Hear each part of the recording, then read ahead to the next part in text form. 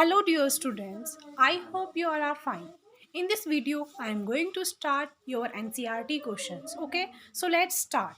First question is, suppose that the lower half of the concave mirror reflecting surface in figure 9.5 is covered with an opaque non-reflective material. What effect will this have on the image of an object placed in front of the mirror?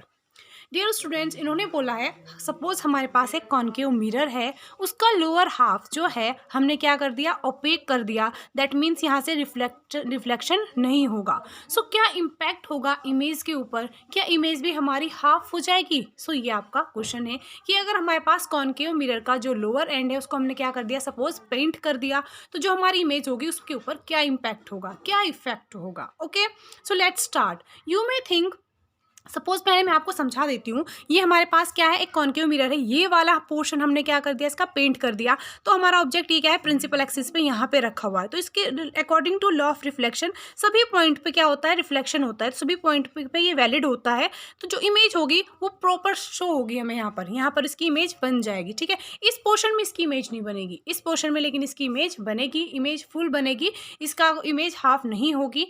तो इसका क्या होगा, इस ऊपर वाले portion में बन जाएगी। लेकिन जो इंटेंसिटी होगी इमेज की, तो वो कैसी हो जाएगी, लो हो जाएगी। इंटेंसिटी के ऊपर इसका इफेक्ट होगा, लेकिन इमेज के ऊपर हाफ इमेज नहीं बनेगी, इमेज फुल बनेगी, लेकिन इंटेंसिटी क्या हो जाएगी, इमेज की रिड्यूस हो जाएगी। ओके, सो आप लिखने का आप ऐसे देख सकते हैं, कैसे लिखेंगे, you may think that the image will now show only half of the object. आप सोच रहे होंगे जो इमेज होगी शो होगी हाफ ऑब्जेक्ट की, नहीं, but taking the laws of reflection, लेकिन जैसे हम लॉज ऑफ रिफ्लेक्शन पढ़ते हैं, to be true for all point, laws of reflection सभी पॉइंट के लिए ट्रू है।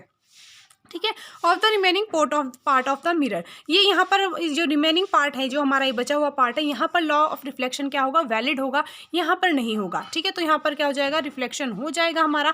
As the area of the reflecting surface has been reduce, जो हमारे पास एरिया होगा रिफ्लेक्टिंग सरफेस का वो क्या हो जाएगा, रिड्यूस हो जाएगा। यानी कि सिर्फ इतने पोर्शन में रिफ्लेक्शन होगा, इस पोर्शन में रिफ्लेक्शन नहीं होगा। तो the intensity of the image will be low. तो अगर हमने क्या कर दिया, इंटेंसिटी क्या हो जाएगी, इसकी लो हो जाएगी। अगर हम और भी ज़्यादा पेंट कर देते हैं तो भी इसकी इंटेंसिटी क्या हो जाएगी, और लो हो जाएगी। तो क्वेश्चन ये था कि अगर हमारे पास एक कॉन्केव मिरर है, इतना वाला पार्ट को हमने क्या कर दिया, नॉन रिफ्लेक्टिव कर दिया, यानी कि यहाँ पर कोई भी रिफ्लेक्शन नहीं होगा। ओके, सो और इतने पोर्शन में क्या होगा, हमारा रिफ्लेक्शन होगा, मिरर होगा। तो इसके अकॉर्डिंग क्या हो जाएगा, बस इसकी इंटेंसिटी क्या हो जाएगी, हमारी कम हो जाएगी, अदरवाइज इमेज हमारी फुल ही बनेगी। ओके, नेक्स्ट क्वेश्चन है आपका, a mobile phone lie along the principal axis. एक मोबाइल फोन है जो एक प्रिंसिपल एक्सिस पर रखा हुआ है कॉन्केव मिरर में, as show in figure, show by suitable diagram the formation of its image, explain why the magnification is not uniform, will the distortion of image depend on the location of the phone with respect to the mirror. आपको मैं image show कराती हूँ। Suppose जैसे हमारे पास ये एक mirror image given है, यहाँ से लाइट प्रिंसिपल एक्सिस से पास होगी, फोकस से जाएगी। ठीक है, फोकस से गई तो प्रिंसिपल एक्सिस के सामने से, फोकस से गई तो प्रिंसिपल एक्सिस के सामने से। ऐसे ही सपोज जैसे हमारे पास मैग्निफिकेशन का फॉर्मूला होता है F/F-U कॉन्केव मिरर के लिए। सपोज यहाँ पर रखा हुआ है BC और ये क्या है हमारे पास B'। अगर यहाँ पर था ऑब्जेक्ट तो दोनों क्या थे, इक्वल थे। जैसे जैसे ये इधर जाएगा, इधर की साइड हम इसको लेके जाएंगे, तो ये इमेज क्या होती जा रही है, इंक्रीज हो जाएगी।